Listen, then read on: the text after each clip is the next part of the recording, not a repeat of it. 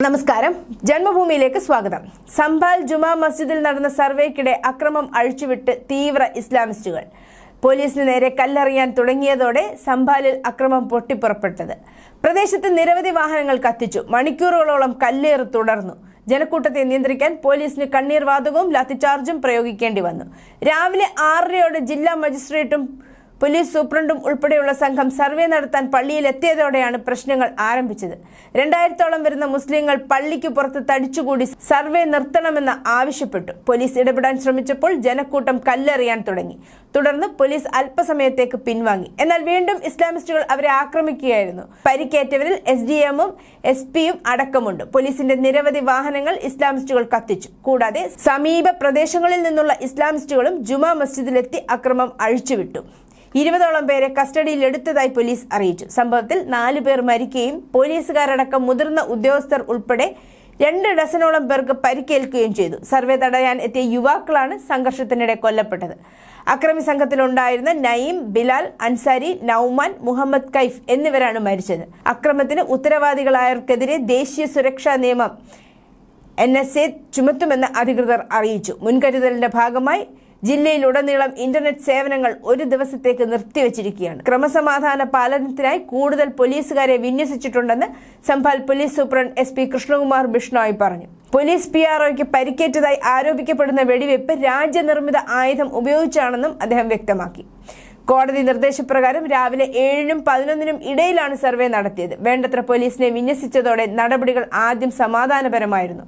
എന്നാൽ ചിലർ കല്ലേറുണ്ടായതോടെ പോലീസ് ഇവരെ പിരിച്ചുവിട്ടു. തുടർന്ന് 2000 മുതൽ 3000 പേരടങ്ങുന്ന ഒരു വലിയ ജനക്കൂട്ടം തടിച്ചുകൂടി വീണ്ടും കല്ലെറിയാൻ തുടങ്ങി. ഡിവിഷണൽ കമ്മീഷണർ സിംഗ് പറഞ്ഞു. DM-ന്റെ നിർദ്ദേശപ്രകാരം നഗരാതിർത്തി അടച്ചു. ഡിസംബർ 1 വരെ പുറത്തുനിന്നുള്ളവരുടെ പ്രവേശനം നിരോധിച്ചു. സംഭാൽ തഹസിൽ 24 മണിക്കൂർ ഇന്റർനെറ്റ് സേവനങ്ങൾ നിർത്തിവെച്ചു. നവംബർ 25-ന് 12ാം ക്ലാസ് വരെയുള്ള എല്ലാ വിദ്യാർത്ഥികൾക്കും ജില്ലാ ഭരണകൂടം അവധി പ്രഖ്യാപിച്ചു. ജുമാ മസ്ജിദ് യഥാർത്ഥത്തിൽ ഭഗവാൻ കൽക്കിക്ക് സമർപ്പിച്ചിരുന്ന ഹരിഹർ മന്ദിർ എന്ന ഹിന്ദു ക്ഷേത്രമായിരുന്നുവെന്ന് ചൂണ്ടിക്കാട്ടി സുപ്രീം കോടതി അഭിഭാഷകൻ വിഷ്ണു ശങ്കർ ജെയിൻ സമർപ്പിച്ച ഹർജിയിലാണ് സർവേ നടത്തുന്നത്. തർക്കത്തിലുള്ള കെട്ടിടത്തിന്റെ സർവേ നടത്താൻ കോടതി ഉത്തരവിടുകയും നവംബർ 19-ന് ഹ്രസ്വമായ സർവേ നടത്തുകയും ചെയ്തു. കൂടുതൽ തെളിവുകൾ ശേഖരിക്കാനുള്ള വിപുലീകരണം എന്ന നിലയിലാണ് നവംബർ 24-ന് നടത്തിയ സർവേ. നവംബർ 26-നകം റിപ്പോർട്ട് സമർപ്പിക്കണം. നവംബർ 29-ന് വാദം കേൾക്കും. കൃത്യമായ വീഡിയോഗ്രഫിയും ഫോട്ടോഗ്രാഫിയും ഉപയോഗിച്ച് രാവിലെ 7:30 മുതൽ 10 വരെ സമാധാനപരമായാണ് സർവേ നടത്തിയതെന്ന് സംഭവത്തെക്കുറിച്ച് സംസാരിച്ച അഡ്വക്കേറ്റ് ജെയിൻ പറഞ്ഞു.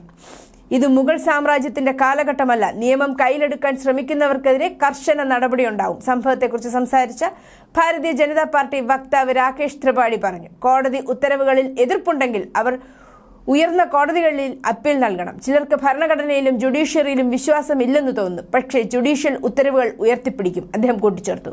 ഉത്തർപ്രദേശ് ഉപമുഖ്യമന്ത്രി കേശവ് പ്രസാദ് മൗര്യയും സമാനമായ നിലപാട് പ്രതിധ്വനിപ്പിക്കുകയും കോടതിയുടെ ഉത്തരവുകൾ പാലിക്കുന്നുണ്ടെന്ന് ഉറപ്പാക്കേണ്ടത് സർക്കാരിന്റെയും പോലീസ് ഭരണകൂടത്തിന്റെയും ഉത്തരവാദിത്തമാണെന്നും പറഞ്ഞു. നീതി തടസ്സപ്പെടുത്തുന്നവർക്കെതിരെ നിയമ നടപടി സ്വീകരിക്കും. UP-യിലെ സംഭാലിൽ കല്ലേറുണ്ടായ സംഭവത്തിൽ മുൻ കോൺഗ്രസ് നേതാവ് ആചാര്യ പ്രമോദ് കൃഷ്ണൻ പറഞ്ഞതിങ്ങനെ: UP ഉപതെരഞ്ഞെടുപ്പിൽ പരാജയപ്പെട്ടതോടെ സമാജ്വാദി പാർട്ടിയുടെ നേതാക്കൾ പരിഭ്രാന്തരാണ്.